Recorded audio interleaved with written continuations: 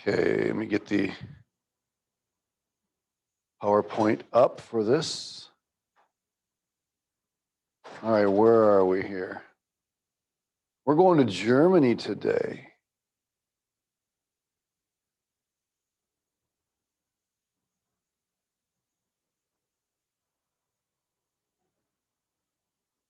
Okay, now let me share the screen. Let's see here. All right. And we'll share that screen and we're good to go. All right, are we recording? We are recording. So, all right.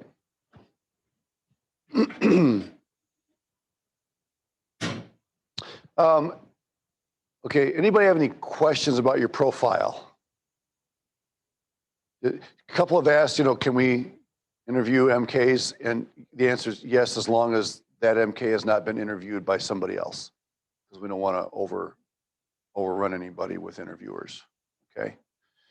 All right, Germanic cultures. David, this part of me just wants to let you come up and take this class today, but I do want you to feel absolutely free. And how many of others come from Germanic roots? German, okay, Dutch, okay, yeah.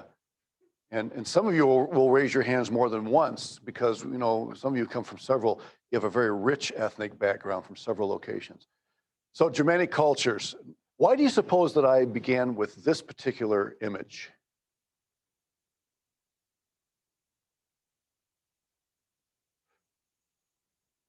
Well, I kind of thought when I first looked at this that this image came from, what would you associate this image with? Maybe you and I don't think at all alike. Yeah, who said that? Yeah, that's what I think of. Of course, German clocks are famous, and there's a reason why German clocks are popular and well done, and it has a lot to do with what we're going to talk about today. Yep. Do you have a German clock in your home? No. All right, let me get on the. Okay, Germanic cultures. Well, a well-known German law, and you have this in your notes. A homeowner should enjoy his or her property in such a way as not to have a detrimental effect on his or her neighbors. So, the Germanic culture, much like our culture, places a big emphasis on that. Make sure, I live in a cul-de-sac, if my dog goes outside to go potty and he's wandering, our dog, I don't know why this is, but our pug knows exactly where the property line is and he squats there every time. I don't know why. He's even blind now. He still knows how to get over there. So, it's very important. So we can relate to that particular aspect. Quiet hours, woohoo. So wait a minute, I live in the dorm. This has nothing to do with my reality. Well, do you guys have there's no lights out here, right? There's just, you have to be in by a certain time, right? But there's not a lights out. They used to, in some schools they have lights out. Yeah. Yours? Oh, the Wi-Fi. Oh, really? I didn't know that. So you can't stay up all night studying. So hotspots are a hot thing right now, right? There's always a way. There's always a way. Everybody should be quiet from 8 p.m. to 6 a.m. daily. Now you hear, David, you're going to help me again because I'm sure that this is not, unanimous in Germany, and it's probably going to vary from place. Where you lived, was this type of thing in vogue? Interesting. So it gets dark and you get quiet. What would the association of darkness have to do with that? Just children going to bed when it's dark? I mean, is that why the darkness? Interesting. So not only is it quiet time, but people are usually in their homes to stay by then. Okay. That's just the opposite in Brazil. That's when things start cranking up. And on Sundays and holidays, some even daily from 1 to 3 p.m. During those hours, what don't you do from 1 to 3 if you're in Germany? Again, at least some places in Germany. You don't mow the lawn. The kids are taking a nap or somebody, Maybe somebody's home for lunch. I don't know. So David, if you guys broke any of these laws, don't take offense at this, okay? Drop glass bottles in a recycling bin. Isn't that horrible sound? You know, and when I go out to dump our recyclables into the bin, you know, right after they take it when it's empty, it makes quite a noise. Rev your car engine during quiet hours. Now, if you have a really well-made German car, you don't have to worry about that, right? And don't blast loud music during that time. And you don't run the wash machine. Now, most wash machines today are pretty quiet. I'm assuming that this is probably referring back to when wash machines tend to be louder, and it may be referring more to public facility, like in apartments where you have wash machines, public wash machines, community wash machines, because in your own home, nobody's going to hear your wash machine. So anyway, you get the idea. Whether this is all exact or not, there is a high priority placed on respecting people's privacy. Let me ask you this, David. I'm sorry. Maybe I'll give you a little extra credit for all your answers. Would you say that the value placed on privacy would be similar between Germany and the U.S.? Let's say U.S., you know, this region, Midwest, or would one place a higher value than the other? More private. Okay. Okay. Yeah. Interesting. And some of that is personality, as we've said in all of this discussion. Right. Good. So here are the locations: Germany, Austria, Switzerland, and the Netherlands. And as you can see, Germany takes cake. In fact, I'm going to show you a population chart in just a moment where you'll see the distribution of population among these countries, and Germany is way out ahead. I mean, just no comparison. The vast majority of the population in this cluster is in Germany. How many of you have been to one of these countries? Okay. I have only landed in Frankfurt and Amsterdam. I've never been out and about. Just you two? Has anybody else been there? Corral, was that with Corral that you went? Yeah. Are they going, it's not this year, right? It's next summer? They're going again. Okay. So let's, number 3 in your notes. Austrians dislike being called Germans. Okay, we had a student here. Emmanuel Seawald. Did you know Emmanuel? And they nicknamed him Austria. That was his name around here. Hey, Austria! You know, and he seemed to be okay with it. Can you fill us in a little bit on problem between Austrians and Germans?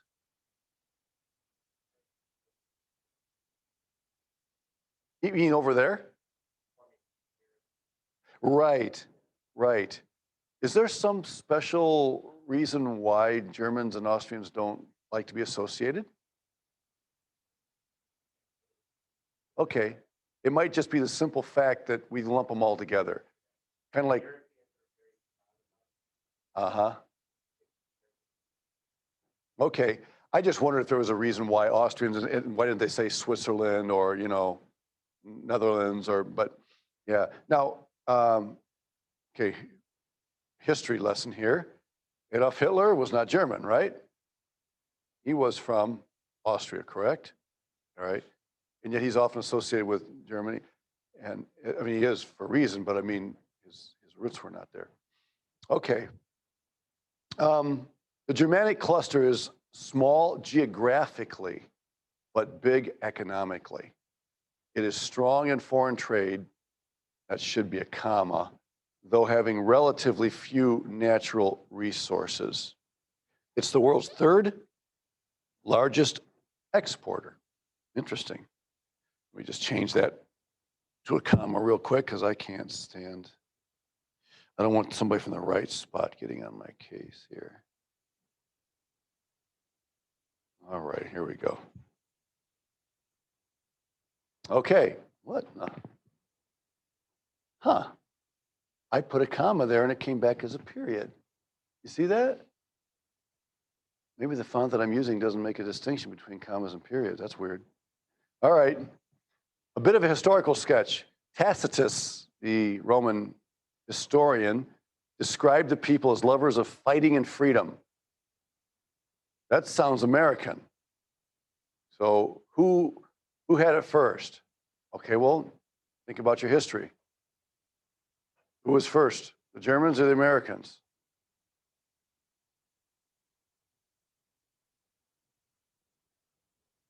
Well, just about everybody came before us. We're only 200 and some years old, right? So this is, so you could ask, well, to what extent did we get our fighting and freedom idea from the Germans? From what extent did it come from, England? I don't know the answer to that, okay? Because we are such an amalgamation of different people groups. The culture as we know it began with Charles the Great in the 8th century. You've all heard of Charlemagne. You guys studied him in like Western Civ. Has he come up? Okay, you all had Western Civ. Not everybody. Okay.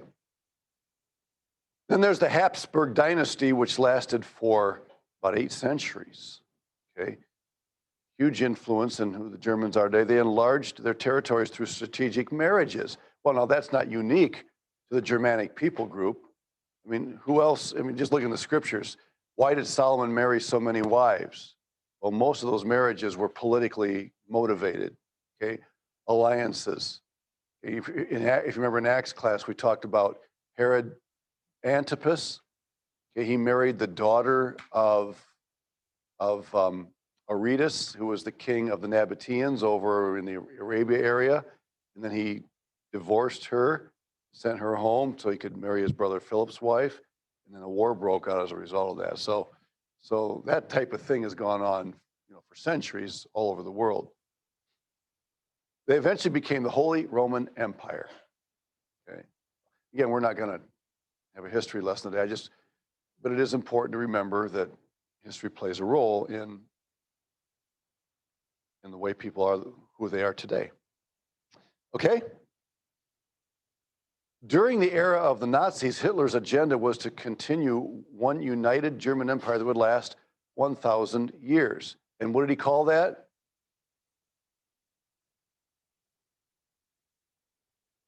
What was his kingdom called? Third Reich. What's Reich mean? Empire.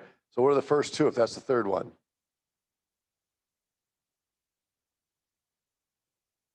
Well, what would the first one be? He was a great student.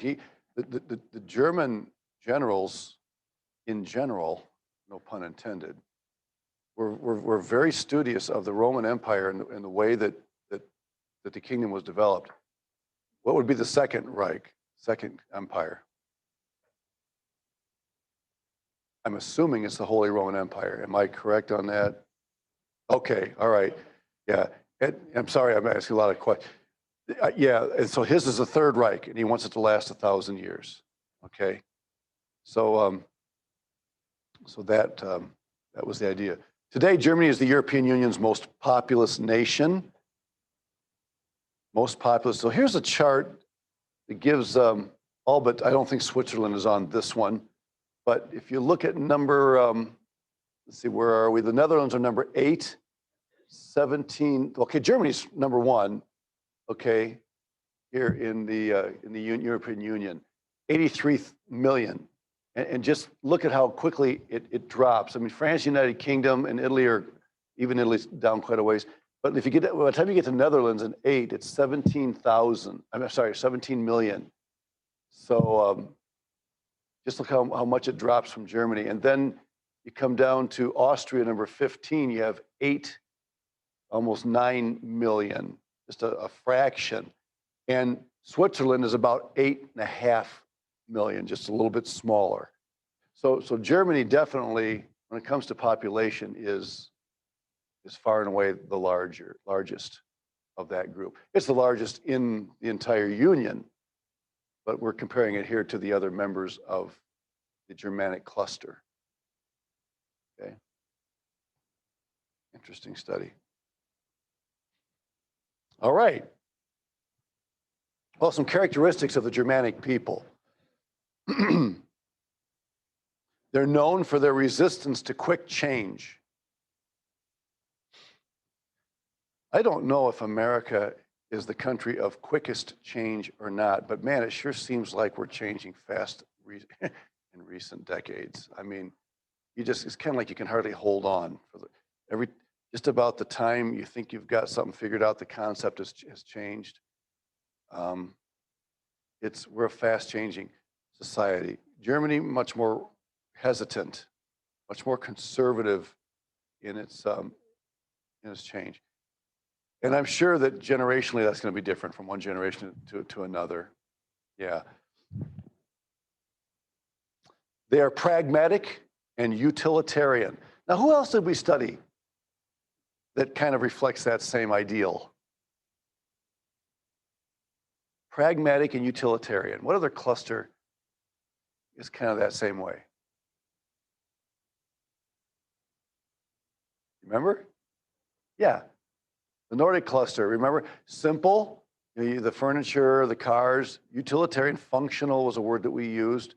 And that's also true of the Germanic culture. They're known for their inventions, such as the printing press. And who made the printing press? Gutenberg, right. Okay, let's just get our context here. When Gutenberg invented the printing press, what else was going on that really influenced history?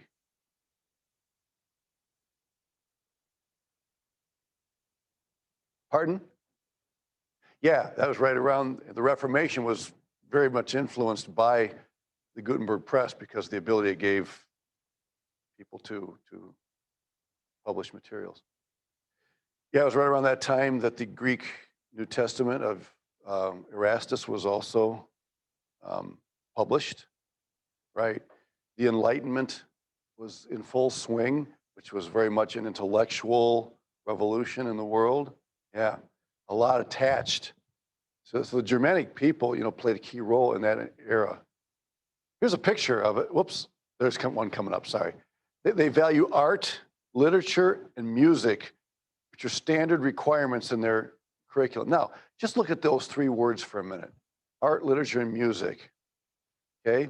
In the American public school system, for those of you who went to public schools, how much weight do these get? And probably depends somewhat on your school system. I don't want to be stereotypical.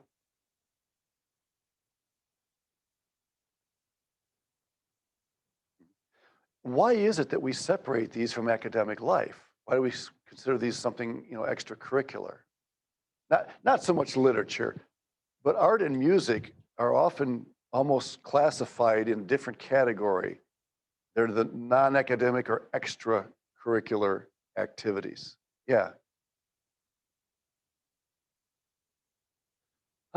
Okay. Yeah, it's considered to be something only a select number of the people are going to be able to participate in. There's this mentality in our culture that everybody needs to be, academically, equipped, but these other things like art and music are not. I'm guessing in the Germanic world, they're not. That dichotomy is not nearly as strong, unless this is something from an older. You went to public schools, all right? How did these measure into your experience? Hmm. Art, literature, and music.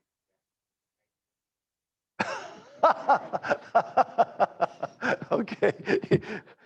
Yeah, interesting. 13, you start school what age there? Yeah. And kindergarten, of course, is a German word, right? It comes from children's garden. Kindergarten, yeah. And isn't it true, since we're talking about the school system, that at a fairly young age, you have to make a choice between one of two directions where you're going to go with your studies?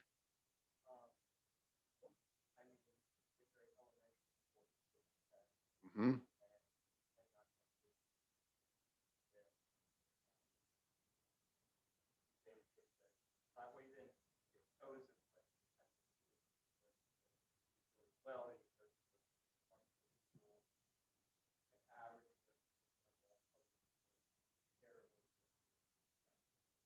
So there's three levels then. Cool. Congratulations. I thought about asking. I thought, no, I'm glad you said. That's neat. So, okay, how does that impact a person's, if I can use this bad word, self-image? Do Germans struggle with that if they don't make that first class? Hmm.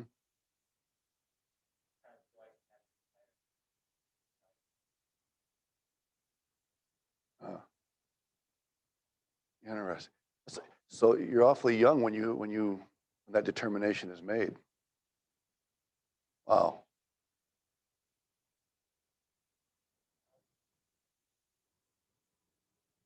So about how old is that? Is a student when that happens? That test? Okay. Be similar probably to here if you. Yeah.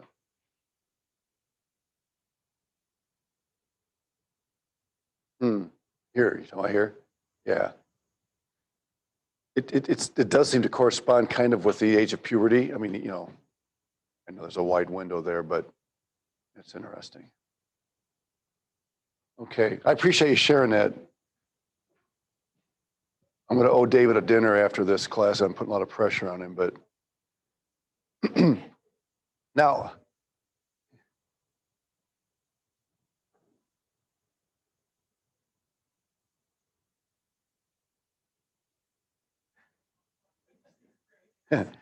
um,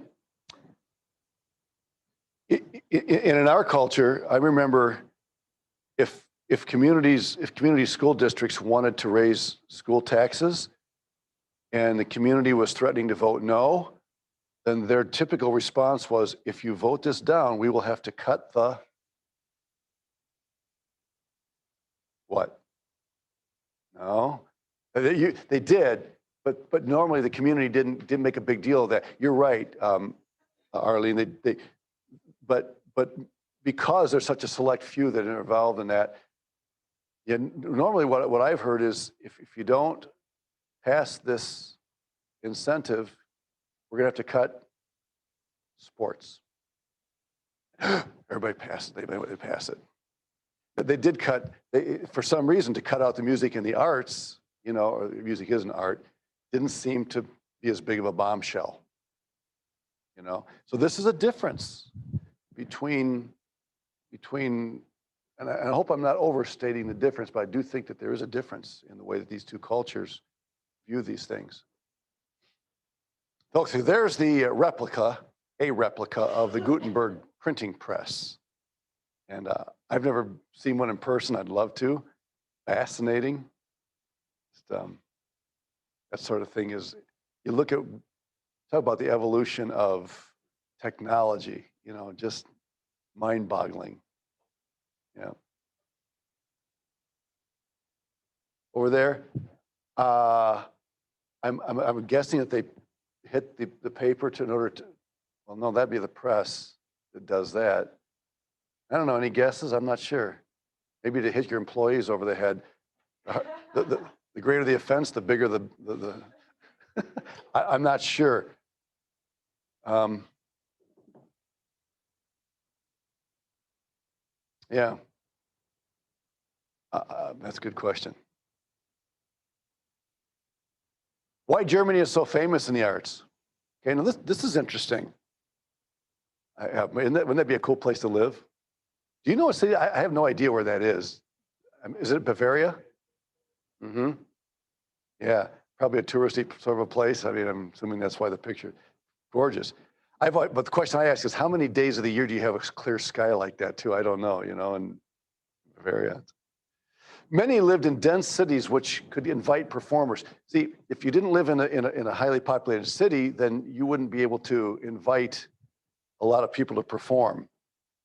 And therefore, you know, there was a definite advantage in living in a, now with technology, it doesn't matter where you live, you can listen to what, you know, music you want to and all that. They hired musicians for church or family occasions. I asked my son this question, he's a musician. I said, you know, why is it that church music was so dominant? He said they're the only ones that could afford it.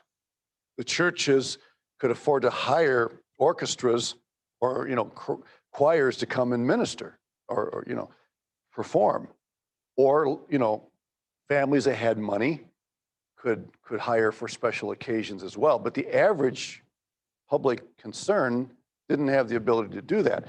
And therefore, church music became, the classical music, the Baroque music, was largely sacred music for that reason. So that was fascinating. They were a widely decentralized country, so music became the responsibility of local governments. Local governments actually took on that task of making sure that music was emphasized. So there's a lot in history right there to explain, how music became such a important part of their history. Who's that guy? That's Bach. German schools attracted people from all over the world, and they still do. Yeah. German music was bold, energetic, and perfectionistic. Now, again, I'm not who are the music majors? Anybody music major or minor? Emphasis, concentration, whatever word you're using now.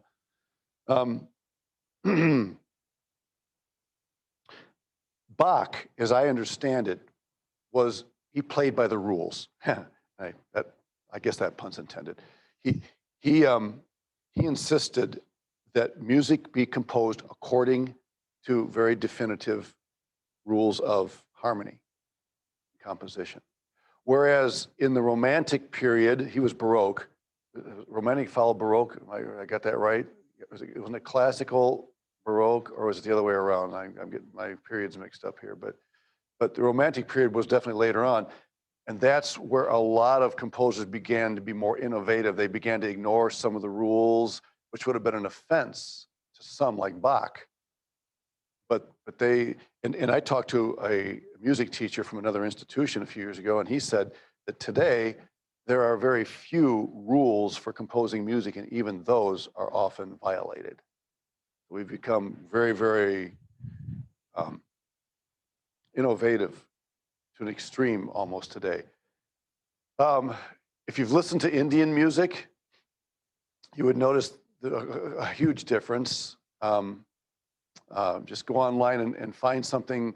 You're familiar with the big sitar that the Indians play? It's a beautiful instrument. It looks like a great big guitar. Listen to some Indian music, then listen to something classical, and notice the differences. The half tone that's used in India almost makes it sound like it's out of tune because our ears are not attuned to the half tone. And so there's quite a difference. And the German music, very much more perfectionistic. The Reformation produced German hymns. They were intended more for home than church use, but did become part of the German hymnal. And that's interesting. Why are hymns easy to sing, at least traditionally? Okay, we probably have to go back a little ways. Hymns are easy to sing because most of them were written for families, for home use, and therefore they wanted the kids to be able to sing them. Now you notice a change.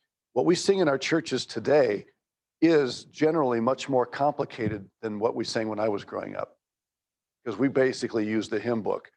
The songs that are being composed today, that are being sung in churches, aren't necessarily directed toward congregational use. Gettys have done a lot of, they've really focused on being able to use music in churches. We sing a lot of music in our churches that really was created more for solo or performance usage, but we've adapted it to church music. But it's generally more complicated than traditional hymns would have been. And that's the reason. There's a historical motive behind that. Swing music was banned in the early 1940s in Germany because it was thought to make the youth rebellious. What if we started swinging in chapel? Yeah, interesting, but didn't stop there. In the 1960s, about 20 years later, krautrock became the German counterpart to American rock. Is that still popular, David? In Germany, krautrock? Is it? You never heard of it? Okay. It may be. I'm sure you've heard the music. Probably just maybe this designation is not. I don't know. Maybe that's just something that the Americans dubbed, because the word kraut is offensive. So it may be, but the Germans definitely have become. In fact, Germany today is the fourth largest producer of rap and hip hop in the world.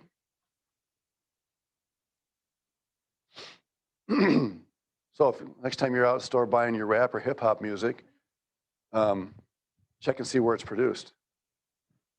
Or maybe it's translated from Germany. All right.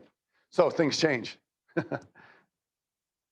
But the thing I find it interesting that number 5 there about swing music, they understood very clearly the impact that music makes. And let's face it, they had a right to make that discernment because of their incredible music knowledge and background. They were music experts. And so if any cluster in the world is going to understand the impact of music, I would start with them. Yeah, because they just look at their study and use of music. So I actually had clips of music to play, but I don't have them with me today, and time is of the essence anyway, so I'm not going to, you all know what classical music sounds like. I would encourage you to get some Indian music, sitar music or something, and just listen to the difference. Germany is famous for its contributions to modern psychology and philosophy. So give me the names of some psychologists or philosophers with German roots. You guys have done intro to psych and counseling, right? Philosophy. Sigmund Freud. Now, I'm not sure whether some of these guys are from Germany, Switzerland, Austria. I'm a little bit confused on that, okay? But they're from the cluster, right? Freud, who else? Yeah, Nietzsche. Infamous. Who else?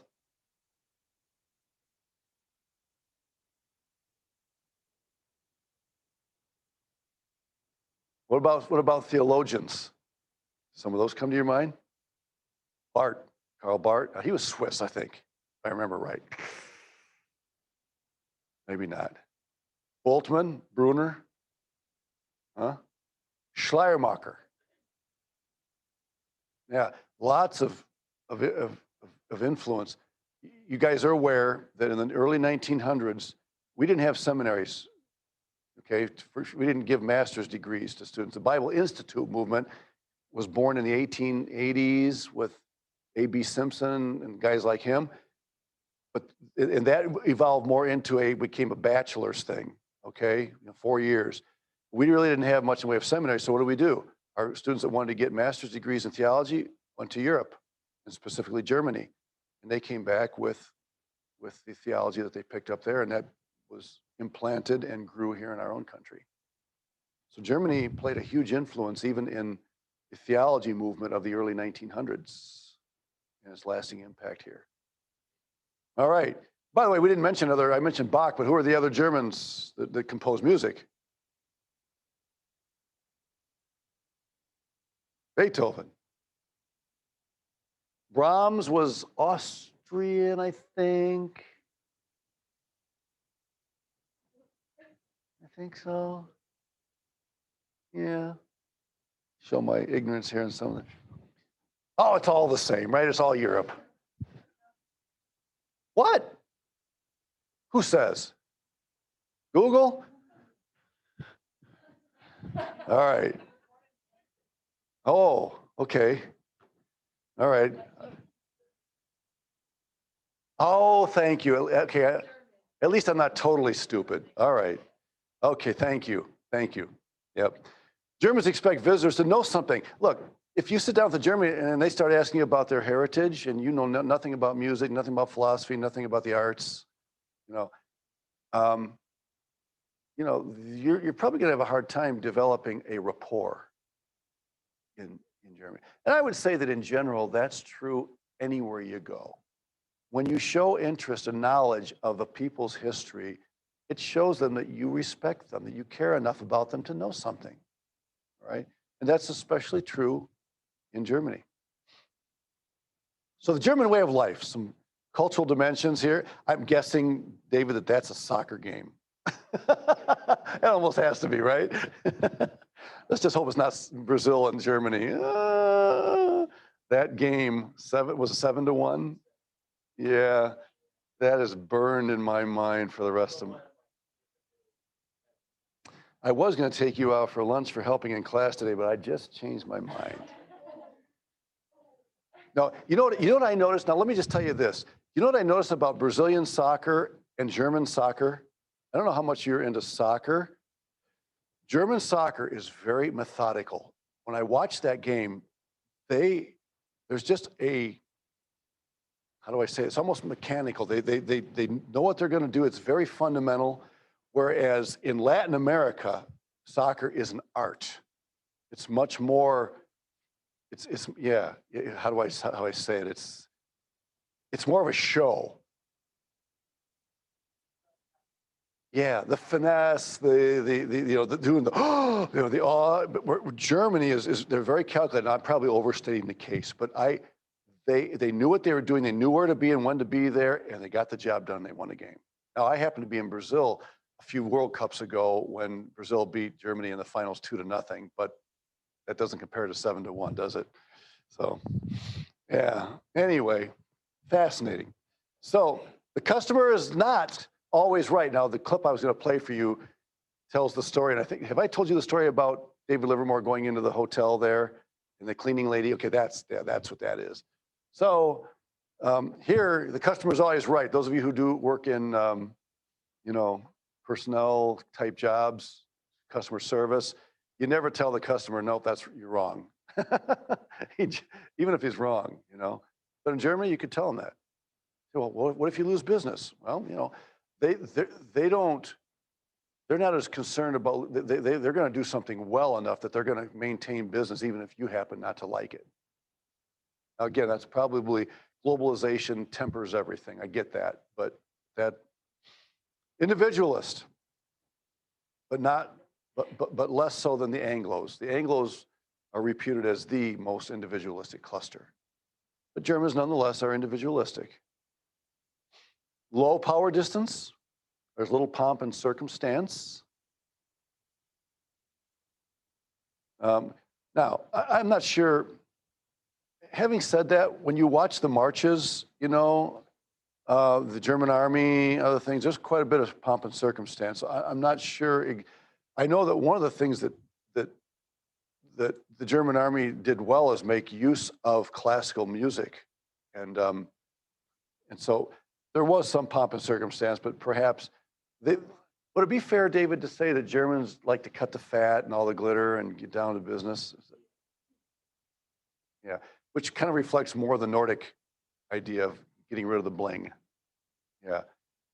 So maybe it's fair to say that the bling idea is more broadly European than just Nordic, but maybe especially so there. A very high uncertainty avoidance. That's why you can buy a German clock and the thing will work for 40 years. When they make it, they want it done with precision.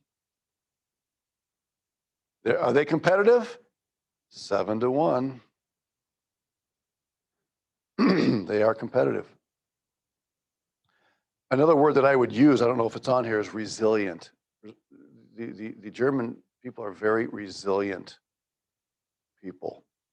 They can bounce back. Punctuality. There's where the clocks become especially meaningful.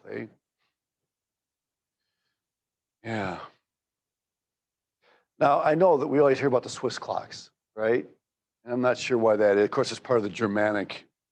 So that meant there's a shared interest in clocks. There wouldn't just be the Germans as a nation. All right, low context in communication.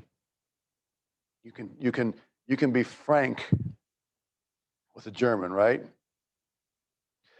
And would this also be fair to say, David, that if a German says something to me that's very frank and straightforward and I get offended by it, they have a hard time wondering why I'm offended?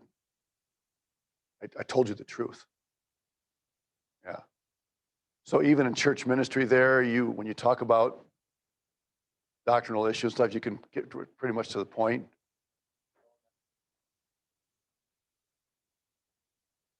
Yeah. Whereas, so that's very low context. All right. They're a doing culture. And again, that doesn't mean that they don't emphasize being. We're not saying that, but they fall more on the side of being a doing, being a doing. Universalist. What's that have to do with?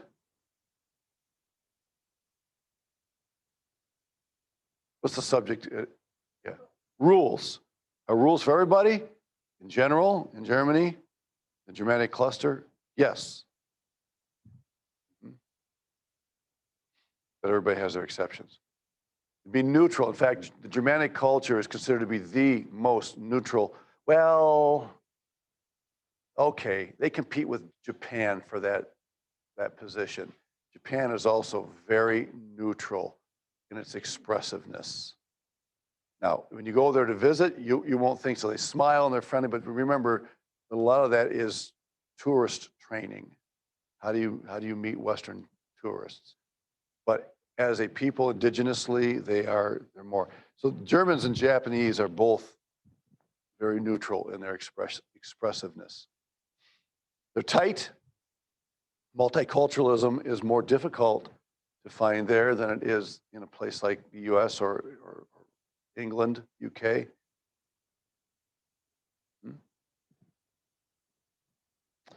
Some do's and don'ts. Man, that's beautiful. I could just sit there and just kind of look at that for the next 15 minutes. You want to? Oh. Competing with your hunger. Do dive into a good discussion. Don't be afraid. Germans love a good discussion. And it can get fairly heated, and everybody's okay with that, right? I mean, the volume, the voice can get a little loud, or not, Dave? Is that true even in churches there, or do they temper that? They aren't. But even in a good, healthy discussion, they don't raise the voice? Okay. Okay. Cool. That's cool. So when they preach, do they get emphatic, or do they tend to be more subdued in their preaching as well? More stay behind the pulpit? Okay. And that's not just like a regular Baptist thing or something like that. That's in general. Interesting. Okay, so you don't hear people saying "Amen" out in the audience. No. They're not clapping when they're singing. No. Yeah. Okay. Interesting. Don't disparage academics. If you're not an academician, then, don't despise academics. I have a brother that doesn't have a high school education, couldn't sit still long enough. And he probably would have a hard time engaging in I don't want to misrep, but he's very smart. He's the one that did the map out here. He's really good at what he does, but he just wasn't a school guy. Okay. Do be conscious, there you go, of your volume. So if I get really woohoo when I'm talking to a German, what are they going to think about me?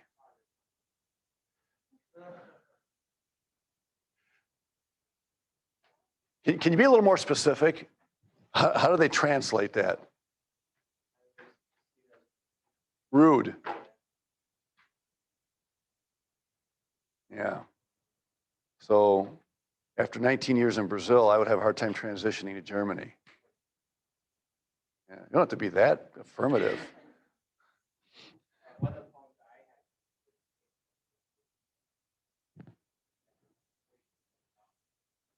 Really?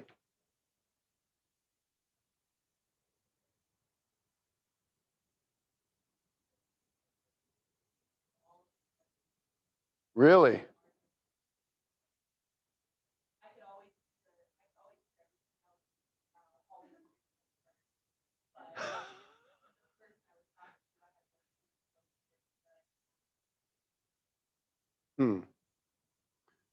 Very polite. Yeah. I think of that and I think of Japan. They're very different cultures in some ways, but very similar in some other ways. Yeah. Interesting. So have you gotten over that now? Have you gotten used to it being here, or? Yeah. Yeah. Yeah. Cool. All right. Um, Questions or comments about the Germanic cluster? Or David, is there anything you would like to add? Because obviously we haven't covered everything, but is there anything else that you think would be interesting for us to know? Um, an American going to minister in Germanic cluster should be careful, especially in what areas?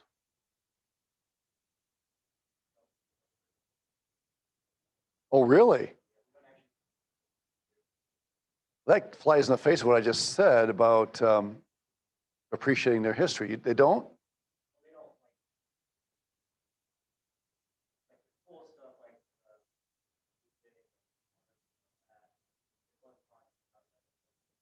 Even the history of that part. Okay.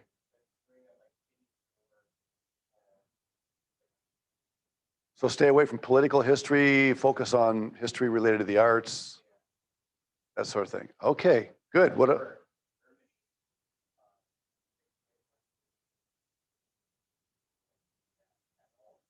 Okay,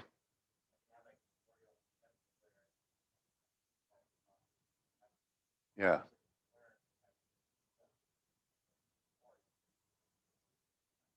So it's a very selective history. Interesting. Okay, okay. Is it still illegal to do the Heil Hitler thing in Germany and get arrested for that? Yeah, yeah.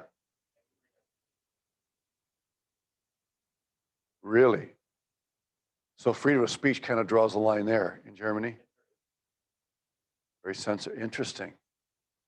So you guys are going there with Corral or whatever. Watch what you say about political history. That's good. What else would you say?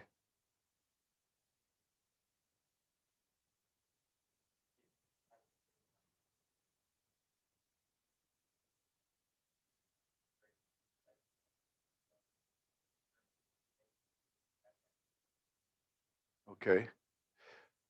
I'm going to ask you a bombshell question, and I'm going to let you go. We're not going to get into it. When it comes to beer, in evangelical circles in general, is that acceptable? Everybody. And is it strong beer, weak beer, and alcoholic content? But so a lot of drunkenness, or have they built up a resistance? Hmm.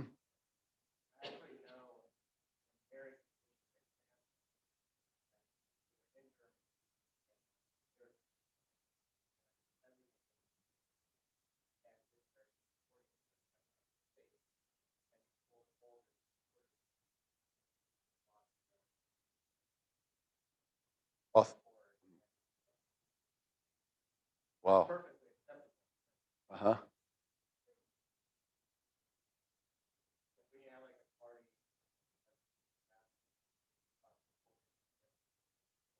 Hmm. Hmm.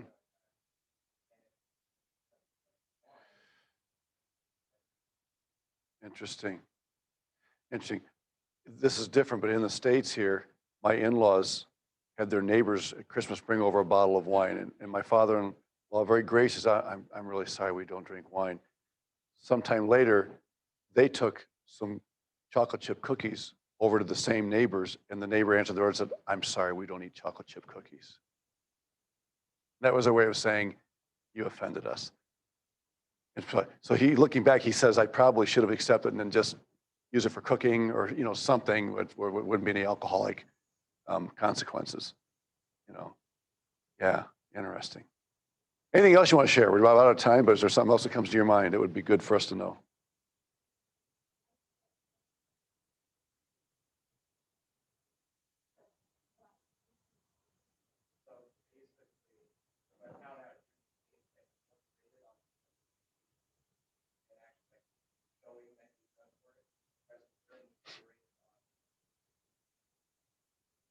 The process.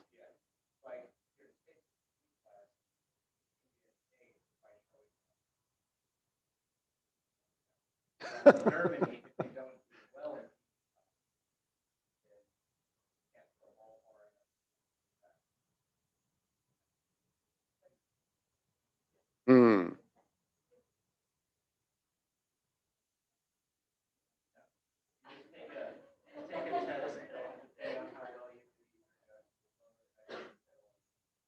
Interesting.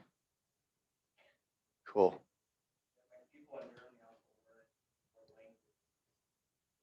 Mm. Mm-hmm. Mm-hmm.